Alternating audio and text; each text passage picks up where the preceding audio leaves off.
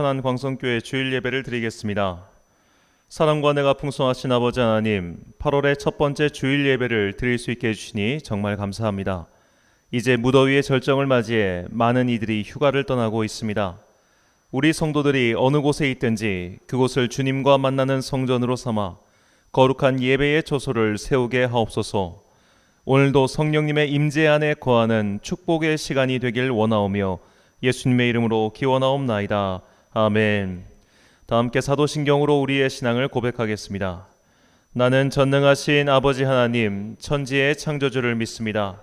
나는 그의 유일하신 아들, 우리 주 예수 그리스도를 믿습니다.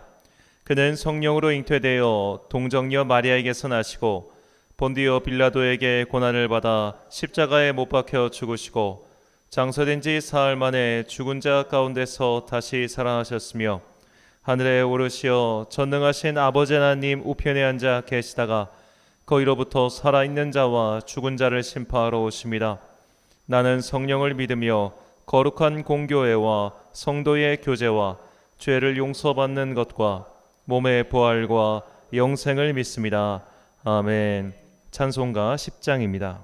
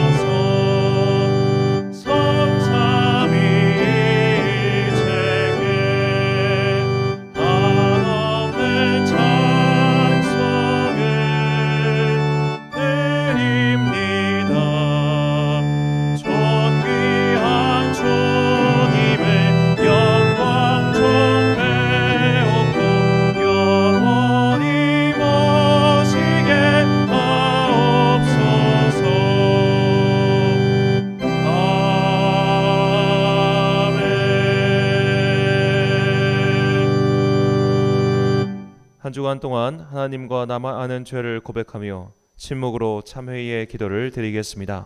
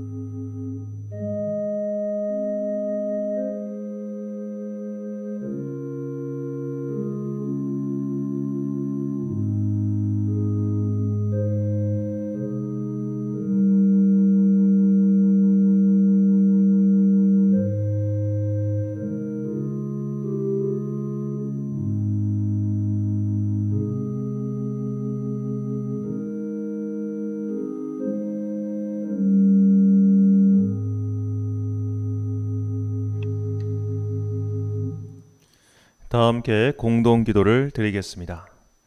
사랑과 은혜가 풍성하신 아버지 하나님, 많은 이들이 휴가를 떠나는 때입니다. 몸과 마음을 쉬며 회복해야 하는 시간이건만 갖가지 불안한 상황들로 인해 많은 것을 포기하며 지내고 있습니다. 모두가 어렵고 힘든 이때에 우리를 위로하시고 서로가 서로를 배려하는 인내의 시간을 잘 견뎌낼 수 있도록 도와주십시오. 내게 이득이 되지 않더라도 사람을 살리는 일에 앞장서고 불편을 감내하는 그리스도인이 되게 해 주십시오. 사회적 거리두기 단계를 높여놨지만 확산세가 멈출 기미는 보이지 않습니다. 당국자들에게 지혜를 주셔서 현명한 해결책이 나와 많은 이들이 고통받지 않게 하옵소서. 부동산 값이 너무나 치솟아서 아직도 자기 집이 없는 44%의 서민들은 어려움에 허덕이고 있습니다. 제발 이 위정자들에게 현명하고 성숙한 마음을 주셔서 인간의 욕망을 잘 이해하고 통제할 수 있는 지혜를 주십시오. 지구 온난화로 전 세계가 신음하고 있습니다. 그린란드는 하루 만에 85억 톤의 빙하가 녹아내렸고 해수면이 조금씩 올라오고 있습니다. 이런데도 인류는 아직도 욕망을 통제하지 못하여 모두가 함께 망하는 길로 가고 있습니다. 하나님께서 맡기신 창조 세계를 보존하고 관리할 책임이 있는 전 세계의 그리스도인들이 마음을 합하여 기도하고 변화를 선도해 나갈 수 있도록 온 성도들의 마음을 움직여 주십시오. 북한에 억류되어 있는 우리나라 선교사들이 속히 풀려나도록 주께서 도와주십시오. 김정욱, 김국기, 최춘길, 김원호, 고연철 선교사를 위하여 기도하오니 이 더운 여름을 노동수용소에서 보내고 있습니다. 가족들은 몇 년 동안 소식마저 들리지 않아 애타는 마음으로 발만 동동 구르고 있습니다. 이제는 정치인들도 기자들도 교회조차도 이분들을 잊은 듯합니다. 억눌린 자, 갇힌 자를 해방시키기 위해 이 땅에 오신 예수님을 본받아 이분들을 위하여 끝까지 기도하는 믿음의 형제요 자매가 되길 원합니다. 우리의 간구를 들어주십시오. 주님의 은총과 자비를 구하며 주님께서 가르쳐 주신 기도를 드리오니 하늘에 계신 우리 아버지, 아버지의 이름을 거룩하게 하시며 아버지의 나라가 오게 하시며 아버지의 뜻이 하늘에서와 같이 땅에서도 이루어지게 하소서. 오늘 우리에게 일용할 양식을 주시고 우리가 우리에게 잘못한 사람을 용서하여 준 것 같이 우리 죄를 용서하여 주시고 우리를 시험에 빠지지 않게 하시고 악에서 구하소서. 나라와 권능과 영광이 영원히 아버지의 것입니다. 아멘. 사죄의 선언입니다. 여호와는 그들의 힘이시오 그의 기름 부음 받은 자의 구원의 요새이시로다. 주의 백성을 구원하시며 주의 산업에 복을 주시고 또 그들의 목자가 되시어 영원토록 그들을 인도하소서. 아멘. 8월의 첫 번째 주일입니다. 무엇인지 한번 기울기 시작하면 그 속도가 붙기 마련입니다. 이제 8월이 지나면 금세 2021년도 막을 내리게 될 것입니다. 지나는 시간을 후회하지 않도록 부지런히 믿음의 여정을 걸어갑시다. 이 환란도 언젠가 추억처럼 기억의 서랍장에 전시될 것입니다. 서랍장에 전시된 과거의 추억이 아름다운 장식이 될 수 있도록 오늘을 열심히 살아가는 여러분과 제가 되시길 간절히 소망합니다. 다 함께 교독문 7번 시편 13편을 함께 교독하시겠습니다. 여호와여 어느 때까지니이까 나를 영원히 잊으시나이까 시겠나이까 나의 영혼이 번민하고 종일토록 마음에 근심하기를 어느 때까지 하오며 내 원수가 나를 치며 자랑하기를 어느 때까지 하리이까. 여호와 내 하나님이여 나를 생각하사 응답하시고 나의 눈을 밝히소서. 두렵건대 내가 사망의 잠을 잘까 하오며 두렵건대 나의 원수가 이르기를 내가 그를 이겼다 할까 하오며 내가 흔들릴 때에 나의 대적들이 기뻐할까 하나이다. 나는 오직 주의 사랑을 의지하여 싸우니 남은 주의 구원을 기뻐. 함께 있습니다. 내가 여호와를 찬송하리니 이는 주께서 내게 은덕을 베푸심이로다. 아멘. 찬송가 442장입니다.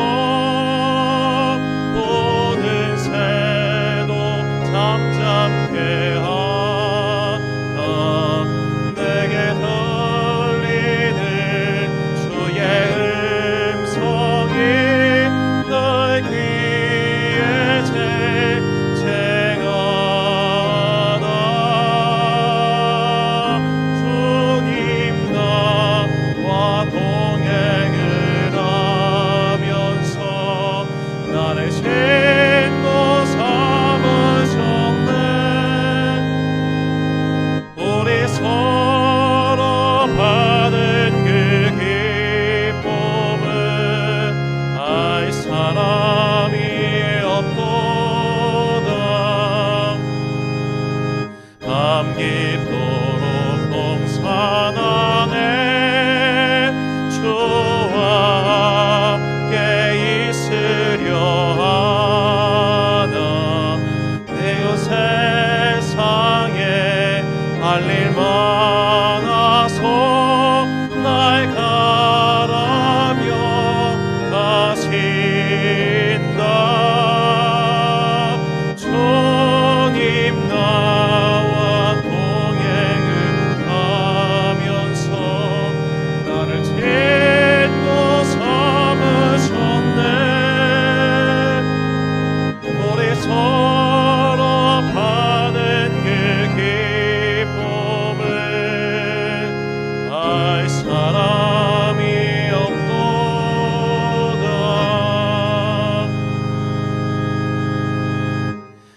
드린 예물 위하여 지난주 봉헌하신 분들입니다. 우리 주정원금 김종학 집사님 가정에서 섬기셨습니다. 11조원금 김봉서 안수 집사님 감사드립니다. 감사원금 정권사님께서 드리셨습니다.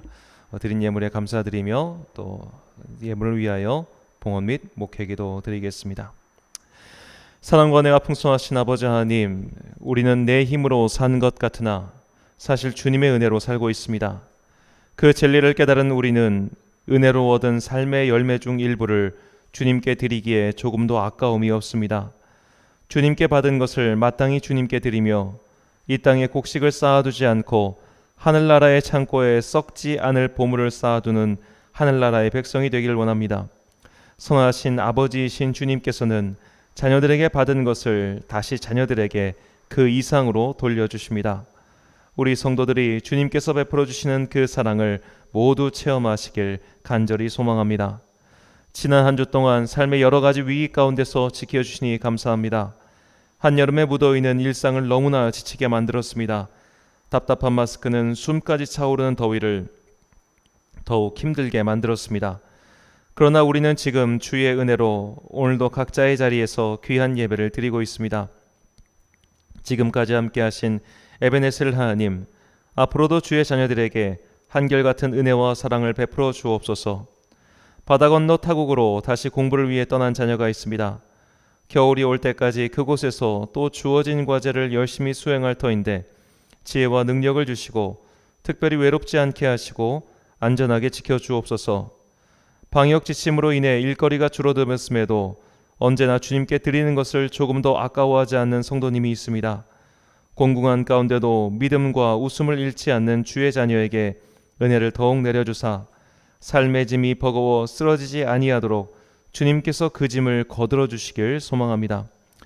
연로하신 성도님을 지켜주옵소서. 우리네 인생은 언젠가 반드시 주님께서 부르시는 그때 주님께서 부르시는 곳으로 가게 됩니다. 그날이 올 때까지 굳건하고 흔들리지 않는 천국의 소망을 붙잡게 하시고 여름의 더위와 다가올 가을의 환절기가 자녀의 몸을 상하지 않도록 주께서 그를 안위해 주옵소서. 이제 주님의 말씀을 듣습니다. 이 말씀을 통해 우리에게 새로운 믿음 생활의 방향을 깨닫길 간절히 소망하오며 예수님의 이름으로 기도드립니다. 아멘.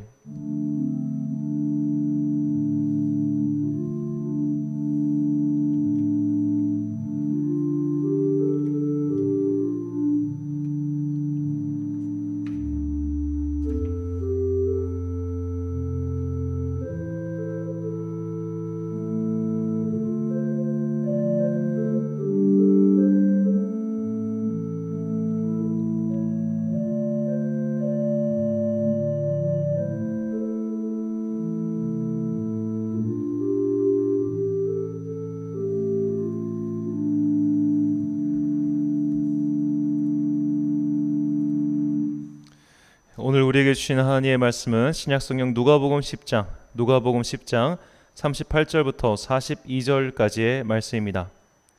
누가복음 10장 38절부터 42절까지의 말씀.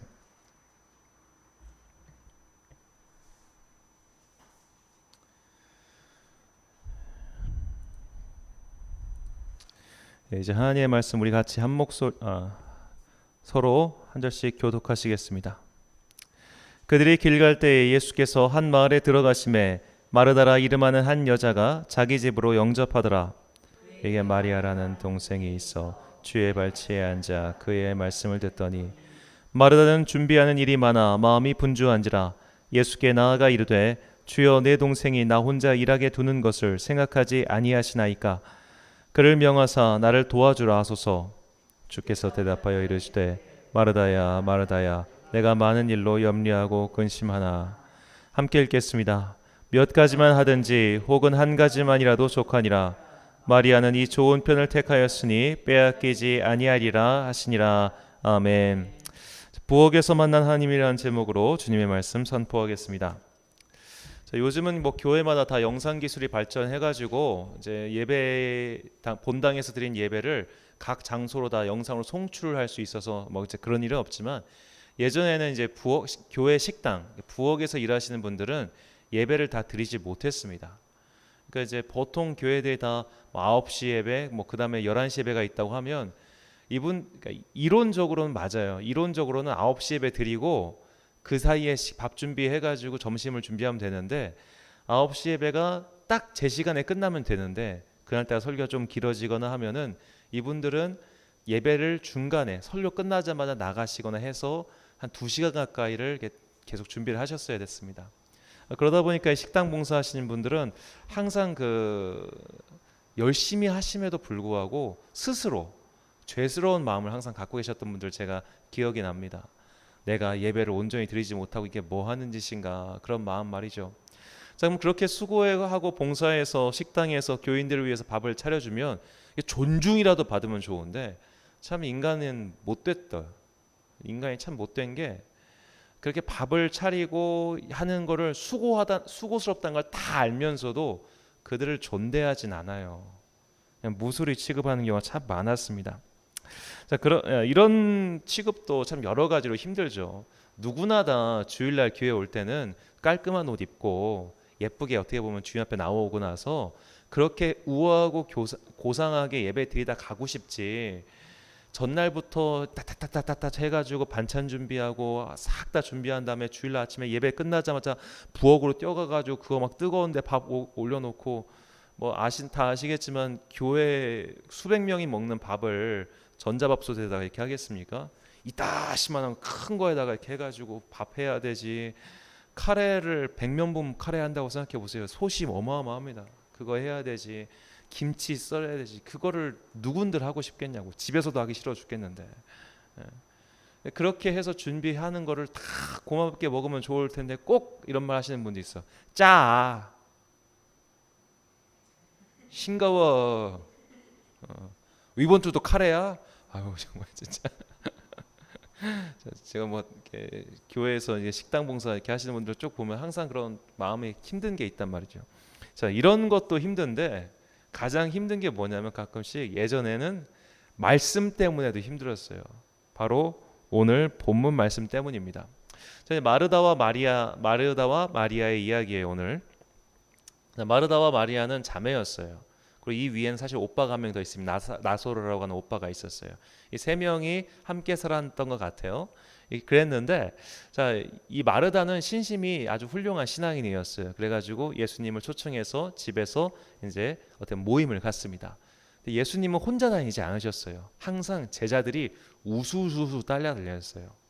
그러니까 12제자라고 하지만 12제자 외에도 사실 훨씬 더 많은 사람들이 있었습니다. 우리가 사도행전에 보면 그 오순절 마가의 다락방에서 성령을 체험한 사람이 그 120문도라고 하거든요. 120명이 있었다.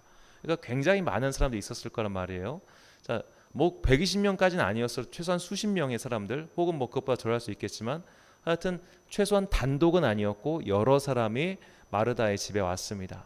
자, 그곳에서 있는데 지금 이제 예수님은 말씀을 그들과 나누고 계셨고 마르다는 지금 식탁을 준비하고 있는 거예요. 이걸 이제 이 상황을 상상해 보면 명절에 막 일가친척이 다 모였는데 지금 부엌에서 엄마는 정신없이 전 부치고 뭐 하고 있는 거예요.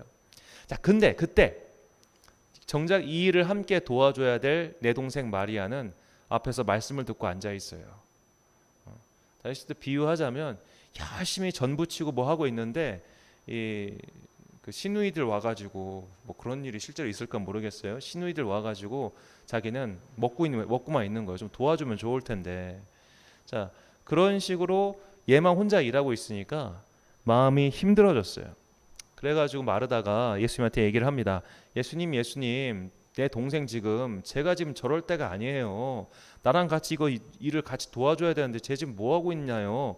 쟤를 좀 혼내줘가지고 같이 좀 일 좀 하게 해주세요라고 하니까 예수님께서 오늘 본문에서 이렇게 말씀하십니다. 41절과 42절 말씀입니다. 주께서 대답하여 이르시되 마르다야 마르다야 내가 많은 일로 염려하고 근심하나 몇 가지만 하든지 혹은 한 가지만이라도 족하니라. 마리아는 이 좋은 편을 택하였으니 빼앗기지 아니하리라 하시니라. 아멘. 자, 여기서 좋은 편을 택하였다라는 말씀 때문에 식당 봉사일은 하찮고 말씀을 듣는 일이 더 귀하다라는 인식을 성도들에게 심어주었습니다.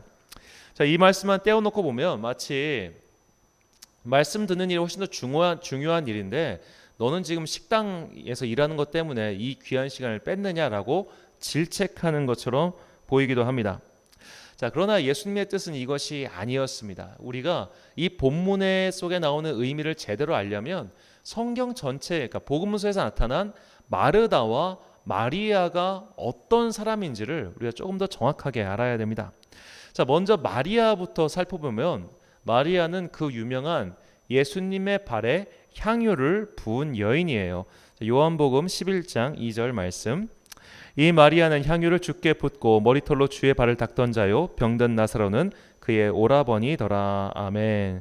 자, 이렇게 향유를 부은 여인, 그 유명한 여인인데 누가복음은 이 향유 부은 여인이 어떤 여인이었는지 이렇게 소개합니다. 누가복음 7장 37절. 그 동네에 죄를 지은 한 여자가 있어 예수께서 바리새인의 집에 앉아 계심을 알고 향유 담은 옥합을 가지고 와서. 아멘. 자, 그러니까 마리아는 뭔가 좀 삶의 어려움을 겪었던 여인이었어요. 그 어려움이 구체적으로 무엇인지에 대해서는 성경은 설명해 주지 않습니다. 하여튼 분명히 그는 굉장히 어려움을 겪었고 그 어려움을 겪다가 예수님을 강하게 만난 사람이었어요. 그러니까 지금 마리아의 상태는 너무 행복한 거예요. 내가 죄에서 건진받고 주님을 만나서 이제 마음이 뜨거운 상태. 그게 현재 마리아의 상태였습니다. 교회에서 신앙생활 하다 보면 이런 성도님들 계십니다. 막 교회 다니시는 게 너무 행복하신 분, 막 교회 가서 찬송하고 기도하고 주님을 영접하고 이게 너무너무 행복해가지고 그냥 말씀 듣고 찬양하고 기도만 하고 싶어 하시는 분들 계세요. 이런 분들이 보통 새신자 혹은 초신자 혹은 막 성령 체험 하신 분들이죠. 즐거울 때입니다. 행복할 때입니다.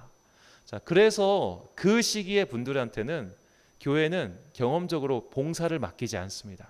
그냥 온전하게 자, 저분은 지금 예배 드릴 때야, 기도할 때야, 찬양할 때야 하고 인정을 해줘요. 왜냐하면 그런 시기가 필요하기 때문에. 오히려 그때 막 그분들이 열심히 교회 다니고 막 너무너무 즐거워한다고 이것저것 봉사하기 시작하면 그분 1년도 안 돼서 교회 나가버립니다. 지쳐버리거든요. 지금은 그러니까 잘할 때예요. 양육이 필요할 때예요. 먹어야 될 때예요.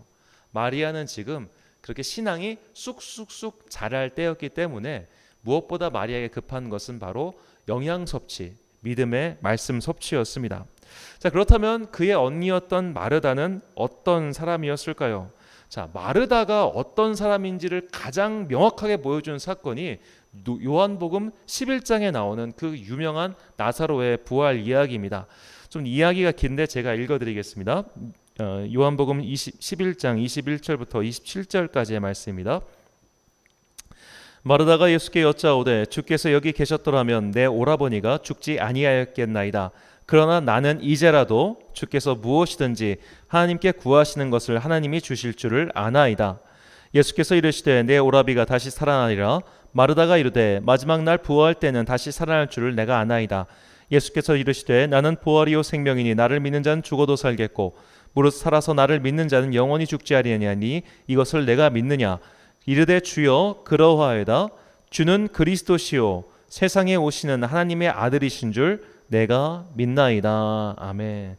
자, 우리가 알고 있는 그 가이사랴 빌립보에서 사도 베드로가 예수님께 했던 주는 그리스도시요 살아계신 하나님의 아들이신다라는 이 놀라운 신앙 고백을 요한복음에서는 마르다가 해요.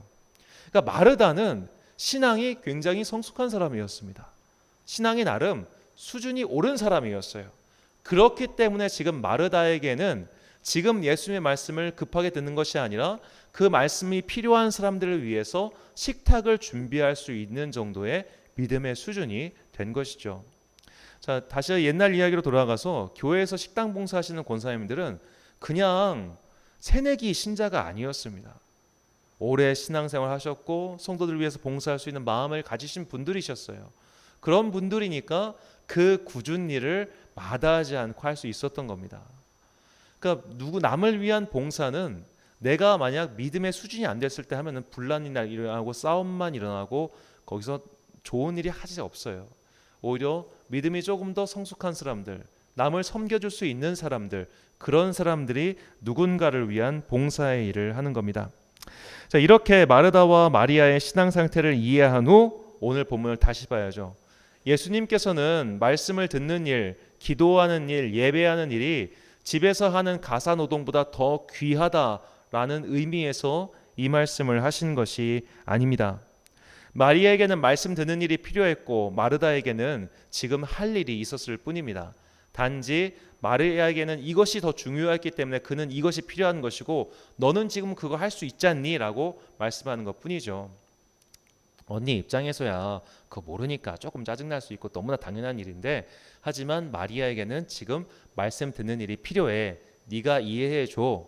이것이 사실 말씀 속에 담긴 예수님의 진짜 본의입니다. 자, 우리는 이처럼 집안일, 가사노동, 밥하는 거, 빨래하는 거, 청소하는 것을 되게 하찮게 여기는 경향이 있습니다. 옛날에 궁궐에서 이런 일을 하는 사람 궁녀를 무술이라고 불렀죠. 무술이 하드렛 일을 한다고요. 이 무술이 어머니가 무술이었던 왕이 있었어요. 영조대왕입니다. 그러니까 궁녀 중에서도 가장 하찮은 무술이의 무술이를 어머니로 둔 사람이 영조대왕이었어요. 그래가지고 영조대왕이 이 컴플렉스가 굉장히 심한 사람이었거든요. 신경질적이었고 이걸 굉장히 잘 표현한 영화가 영화 사도예요. 거기 보면 이제 누구지? 송강호 씨가 영조로 나오는데 막 물을 씻고 막 이게 신경질적이고, 그렇게 신경질적으로 아들을 키우니까 사도세자가 정신병에 걸려버리거든요. 그러니까 그런 식으로 이렇게 지금도 사실 마찬가지인 것 같아요. 누군가를 위해 빨래하고 누군가를 위해 밥을 짓고 누군가를 위해 집을 청소하는 일은 다들 하찮게 생각합니다.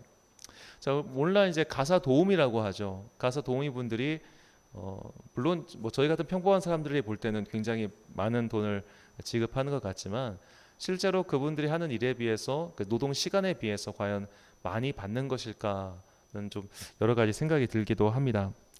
가사 노동은 이처럼 누구나 다 힘이 들고 누구나 다 하기 싫지요. 그래서 교회에서도 이런 노동은 다 피하고 싶고 하기 싫어하는 일인 것은 분명합니다. 이게 손이 습진 생기고 부르트고 아파요.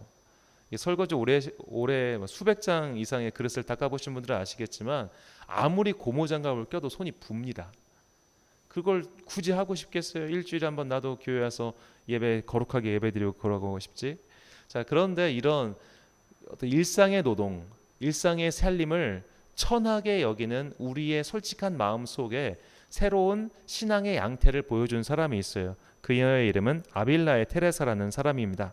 자, 이 아빌라의 테레사라는 사람은 스페인 중부지방의 아빌라라는 곳에 태어나서 그 속에서 계속 살았던 사람입니다.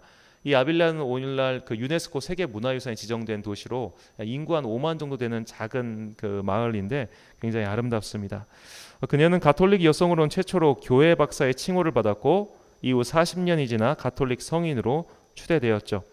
자, 여기서 이제 특별히 영상으로 예배드리시는 분들을 위해서 간단히 설명을 드려야지라면, 여러분, 우리가 이제 로마 가톨릭을 대할 때 로마 가톨릭의 모든 것을 부정할 수도 없고 또 부정해서도 안 됩니다.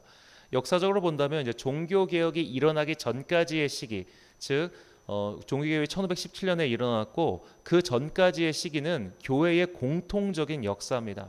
그러니까 그 공통적인 역사까지 다 부정할 수는 없는 거죠. 그렇기 때문에 우리가 정확히 좀 믿음의 고백으로 한다면 가톨릭 교회에서 나중에 트리엔트 공의회라는 걸 엽니다. 이 트리엔트 공의회는 개신교의 종교개혁에 대한 요구로 개신교회를 이단으로 정의한 가톨릭의 공의회예요. 그러니까 이 전까지의 역사는 서로 공유하고 있다고 보면 되겠습니다. 그러니까 그 이전까지의 기독교의 인물들이나 그런 분들은 다 같은 우리 공통의 역사로서 존중하고 또 배워야 된다는 것이죠. 무조건 가톨릭 성인이라고 해서 우리가 배척해야 될 이유는 없겠습니다. 저 개인적인 신앙 고백을 하자면 저는 이제 원래 로마 가톨릭 교회에 있었던 하나님의 촛불이 나중에 개신교회로 옮겨졌다고 생각합니다. 그렇기 때문에 우리가 그 촛불이 옮겨지기 전까지의 위인들, 예를 들어 루터나 깔벤 같은 사람도 이 초대교회 교부였던 아우구스티누스의 많은 말들을 인용하고 실제로 그의 저작을 통해서 종교개혁에 굉장히 큰 아이디어를 얻습니다. 우리가 그들의 모든 것을 부정할 수는 없겠죠. 깔벤 같은 사람도 11조 사용의 원칙 같은 경우는 교황 그레고리우스의 칙령을 근거로 해서 제시를 합니다. 모든 기독교의 역사를 다 부정할 수는 없다는 것을 꼭 기억해 주셨으면 좋겠습니다. 자, 이 아빌라의 테레사는 그 유대인 출신이었고 귀족 집안의 여성으로 태어났습니다. 그래가지고 그의 아버지가 그 딸에게도 글쓰기와 그 독서를 강조했는데 특별히 이 그녀는 어렸을 때부터 성인들의 전기, 기독교 성인들의 이야기를 많이 읽고 컸다고 해요. 그런데 이제 그녀는 좀 몸이 선천적으로 안 좋아가지고 이렇게 병원을 다녔다고 해야 될까 했는데 그 당시엔 병원이 수녀원이었습니다. 수녀원, 수도원에 간단한 의료시설들이 있었어요. 그래서 그곳을 다니면서 나도 나중에 이곳에 들어오고 싶다 해서 그녀가 19살에 수녀원에 들어옵니다. 자, 그렇게 해서 이제 수녀원 생활을 하면서 그녀는 많은 시간을 기도와 독서에 시간을 삼죠. 특히 그녀는 그 신비적인 체험과 환상으로 교회 역사에 굉장히 큰 족적을 남겼습니다. 그녀처럼 기도를 많이 그리고 깊이 있게 한 사람은 아마 기독교 역사에 흔치 않을 겁니다. 당연히도 그녀는 기도를 사랑했고 기도하는 시간을 가장 귀하게 여겼습니다. 역시 그녀가 이름이 이제 전 유럽에 쫙 퍼지자 많은 사람들이 그 아빌라의 테레사를 흠모해서 특히 이제 수녀원이니까 많은 분들이 수녀원에 들어와요. 수녀원은 사실 오늘날도 마찬가지지만 막상 들어가 보면 그렇게 막 맨날 그렇게 찬양할 것 같고 뭐 미사할 것 같고 그렇지만 실제로 그런 일보다 훨씬 더 많은 시간 뭐 하냐면 노동합니다. 빨래하고 밭 갈고 밥하고 청소하고 이게 사실 거의 수도원 및 수녀원 일가의 절반 이상을 차지해요. 그러니까 우리가 영상이나 그런 걸로 보는 그런 예배 시간은 물론 많죠. 하루에 5번 이상씩 미사를 드리고 예배를 드리고 기도 시간이 있지만 그것보다 훨씬 많은 시간을 사실 그분들은 노동을 하며 지내야 됩니다. 그래서 이 중세 시대의 수도원이라고 하는 것은 거대한 일종의 공장 같았어요. 그래서 그 안에서 이제 성경 필사를 하기도 하고 또 양조장을 만들기도 하고 그래서 이제 그 오늘날 증류수가 전부 다 수도원 출신이죠. 그런 식으로 이렇게 다 노동을 하는 공간이었습니다. 자, 그러다 보니까 한 수녀가 그 테레사 수녀에게 이런 말을 해요. 나 좀 이렇게 부엌에서 일 안 하고 좀 기도만 좀 하고 싶어요, 원장님. 내가 좀 기도하던 시간을 좀 늘려주면 안 될까요? 그 말을 하자 아빌라의 테레사가 이렇게 대답했습니다. 되게 유명한 말입니다. 주님은 솥단지와 냄비들 사이에서도 걸어 다니신다. 자, 테레사 수녀는 교회의 예배와 기도 생활을 포함한 일상의 모든 것이 하나님과 교제하는 통로가 될 수 있음을 알았던 것입니다. 자, 우리가 이렇게 일상의 모든 것들 우리가 걸어도 주님과 교제할 수 있고 설거지를 해도 주님과 교제할 수 있고 찬송을 청소를 해도 다 주님과 교제할 수 있다고 이렇게 일상의 교제 방법을 깨달으면 우리는 비로소 데살로니가전서에서 사도 바울이 우리에게 말했던 것을 실천할 수 있게 됩니다. 데살로니가전서 5장 17절 말씀 같이 읽겠습니다. 시작. 쉬지 말고 기도하라. 아멘. 자, 예배당에서 무릎 꿇고 두 손을 모으고 하는 기도만이 하나님과 교제하는 유일한 길이 될 수는 없습니다. 우리는 오히려 일상의 거룩함을 추구해야 합니다. 식탁에서도 부엌에서도 그리고 청소를 하면서도 하나님과 교제하는 거룩한 생활을 할 수 있습니다. 이렇게 하나님과 일상에서 교제하는 거룩한 생활을 하기 위해서 우리가 할 수 있는 가장 좋은 방법이 바로 찬양이에요. 내가 알고 있고 내가 익숙한 찬양을 설거지를 하면서도 할 수 있고 청소를 하면서도 할 수 있는 겁니다. 설거지를 하면서 빛의 사자들이여 어서 가서 이렇게 옛날엔 진짜 그런 분들 많았어요. 청소기를 밀면서도 찬양하고 실제로 이것 때문에 진짜 복음을 믿게 된 사람이 있는데 그 공병호 박사라는 분이 있습니다. 공병호 박사라고 원래 자기계발서로 굉장히 유명한 분이신데 이분 부인께서 그냥 설거지를 할 때 설거지하면 좀 심심하잖아요. 그래가지고 라디오로 설교를 틀어놓고 그냥 설거지를 하신 거예요. 그냥 그분에겐 그게 습관이었어요.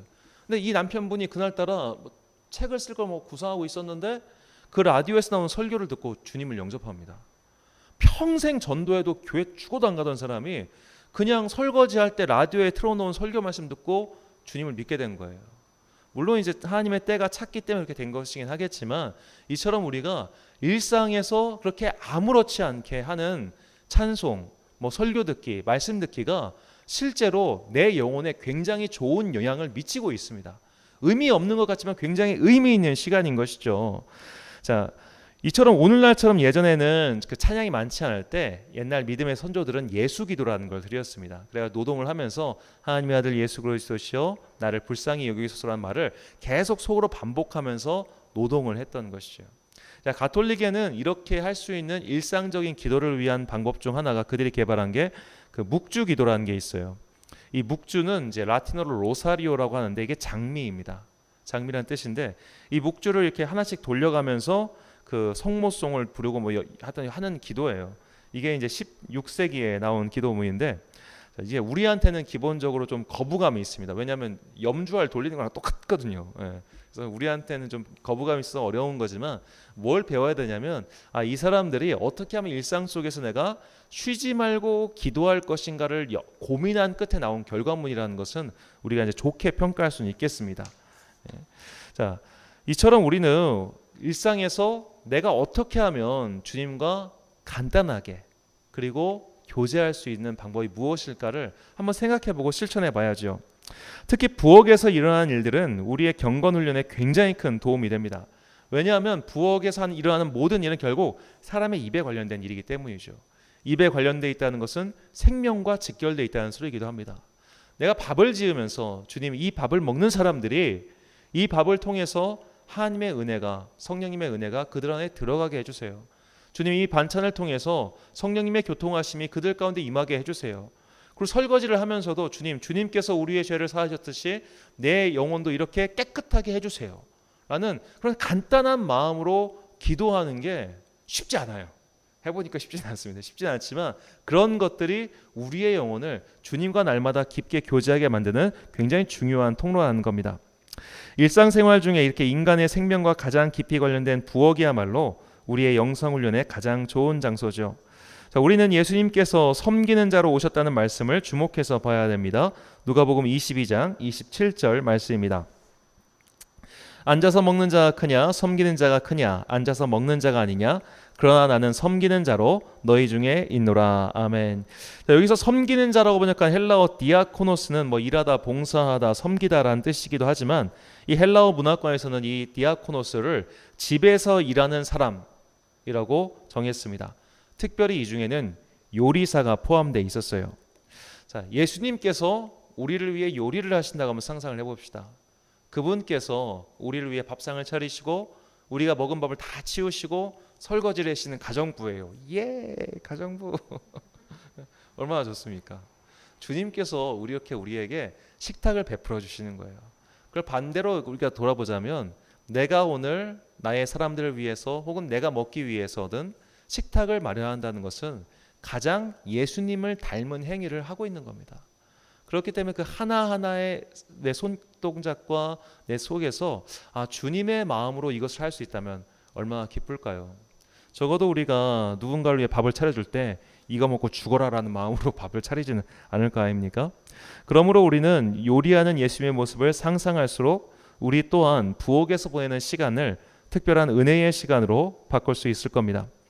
이 훌륭한 영성의 모범을 보여준 사람들 중 부엌 일을 하면서 더 높은 믿음의 고지를 밟은 이가 있습니다. 그의 이름은 니콜라 에르망이라는 사람입니다. 이 니콜라 에르망은 프랑스와 독일 사이에 벌어졌던 30년 전쟁에 참전했는데 프랑스 측 군인으로 이 사람이 전쟁에 큰 부상을 입고 이제 병원 생활을 오래 하게 됩니다. 그는 병원 생활을 오래 하면서 이 떨어지는 나뭇잎을 보면서 하나님의 섭리를 발견을 해요. 너무너무 위대하신 하나님께서 이렇게 나를 지켜주고 계시고 동시에 자연 만물을 운행하고 계시는구나. 그렇게 하나님을 만난 이후에 그는 50살이 됐을 때 갈멜 수도원이라는 곳에 들어갑니다. 그래서 이제 장애를 앓고 있다 보니까 그리고 너무 늦은 나이에 들어갔고 신학을 해서 사제가 될 수는 없었고 가장 수도원에서 가장 막내로서 나이는 있지만 막내로서 허드렛 일을 하게 되는데 그가 맡은 일이 부엌에서 일이었습니다. 그는 부엌에서 일을 하면서 어떻게 하면 그곳을 하나님과의 교제의 장소로 삼을 수 있을까? 어떻게 하면 부엌 일을 하면서 내가 하나님께 기도할 수 있을까? 그런 기도의 훈련을 그곳에서 해요. 그리고 자기가 했던 것들을 대주교와의 그 대화를 통해서 편지로 남겨놨는데 그 편지를 엮어서 내놓은 책이 하나님의 임재 연습이라는 책입니다. 그는 이제 수도원에 입사에 들어와서 로렌스 형제라 불리게 되었죠. 이 하나님의 임재 연습에서 로렌스 형제가 강조하는 것은 단순함입니다. 머릿속에 잡다한 생각들을 멈추고 오로지 하나님과의 관계만 생각하고 하나님의 임재를 의식하는 습관을 기를 때 하나님과 친밀하게 대화하는 단계에 이른다는 것이죠. 이 로렌스 형제가 굉장히 좋아했던 하나님과 교제하기 가장 좋은 시간이 어느 시간이었냐면 감자 깎을 때였습니다. 감자를 숙련된 사람은 감자를 거의 무아지게 깎았습니다. 아무 생각 없어져요. 이렇게 아무 생각 없이 단순해지는 시간이야말로 하나님과 교제하기 제일 쉬운 시간이라는 거예요. 단순해졌을 때 그때 하나님 어디 계세요? 굉장히 단순한 말.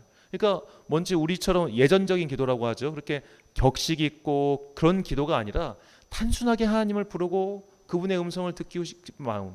제가 아는 어떤 목사님께서는 혼자 사시는 분이신데 그분이 정말 성령님과 함께 깊이 교제를 하셨을 때 이러셨답니다. 밥을 차려놓고 먹으면서 성령님 지금 제 앞에 계시죠? 성령님 한 입 먹어보세요. 얼마나 맛있어요. 이런 아주 단순한 기도, 그런 일상의 단순한 기도가 정말로 하나님과 우리가 나눌 수 있는 굉장히 깊이 있는 교제로 우리를 끌고 간다는 것이죠.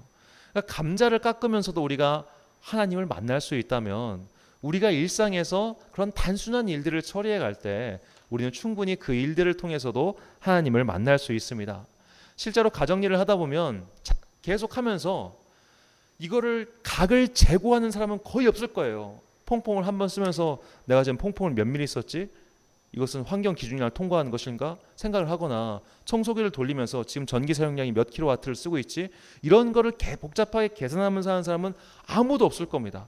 대부분의 사람들은 집안일하면서 아무 생각이 없어요.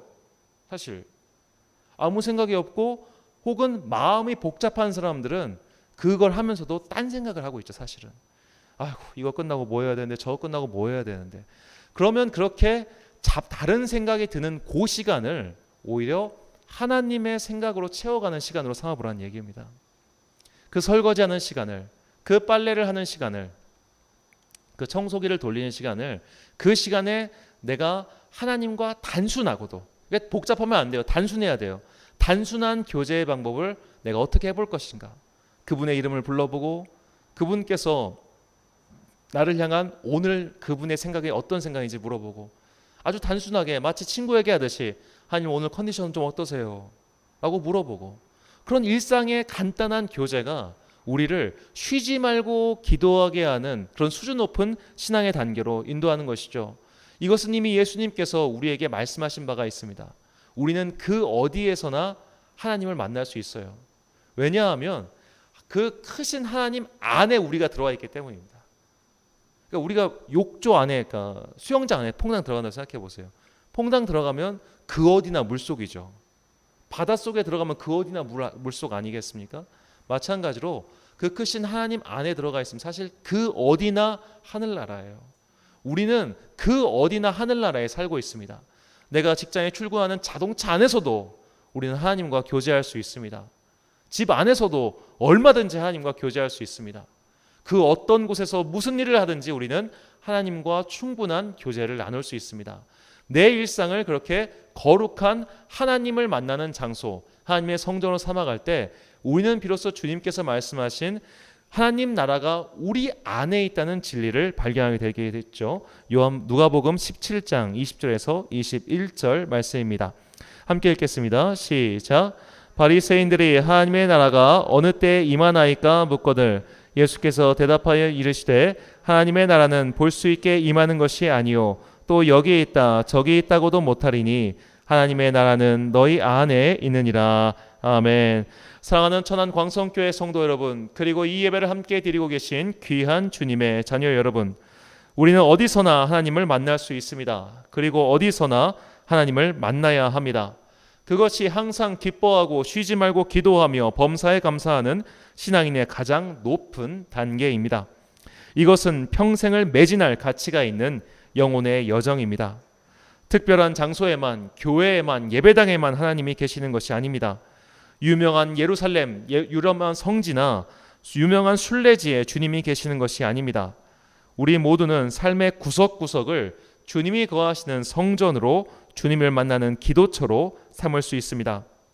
먼저 부엌부터 시작해 보십시오. 내 집안 구석구석부터 시작해 보십시오. 찬송을 부르며 집안일을 해보십시오. 단순한 마음과 생각으로 반복되는 일상을 기도로 채워나가 보십시오. 그때 우리는 솥단지와 냄비, 접시들 사이에서도 주님의 임재를 경험할 수 있을 겁니다. 그런 높은 신앙의 단계를 향해 한 걸음씩 나아가는 여러분과 제가 되시길 간절히 축원합니다. 기도하겠습니다. 사랑과 은혜가 충만하신 아버지 하나님, 주님께서는 어디에나 계십니다. 그리고 온 세계는 주님 안에 있습니다. 온 세계가 주님 안에 있으니 우리는 어디에서나 주님을 배울 수 있습니다. 자격 없는 자들에게 주님을 배울 수 있는 자격을 허락해 주시니 감사합니다.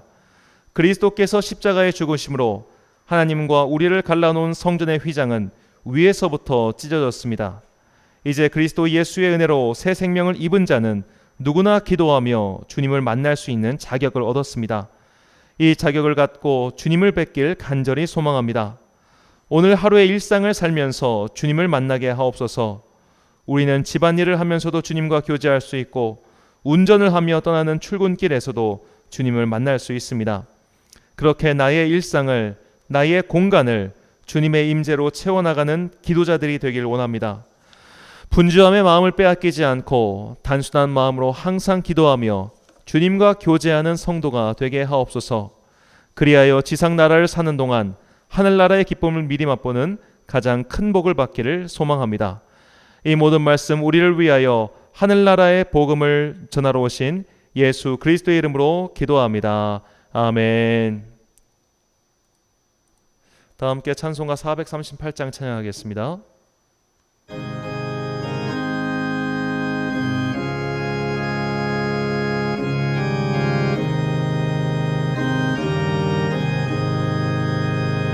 내 영혼이 은총 입어 중한 죄짐 벗고 보니 슬픔 많은 이 세상도 천국으로 가도다.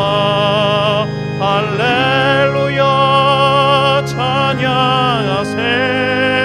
내 모든 죄 사함받고 주 예수와 동행하니 그 어디나 하늘나라 주의 얼굴 뵙기 전에 멀리 뵈던 하늘나라 내 맘속에 이루어지니 날로 날로 가깝도다. 할렐루야 찬양하세. 내 모든 죄 사함받고 주 예수와 동행하니 그 어디나 하늘나라 높은 산이 거친 들이 조막이나 궁궐이나 내 주의 손 모신 것이 그 어디나 하늘나라. 할렐루야 찬양하세. 내 모든 죄 사함받고 주 예수와 동행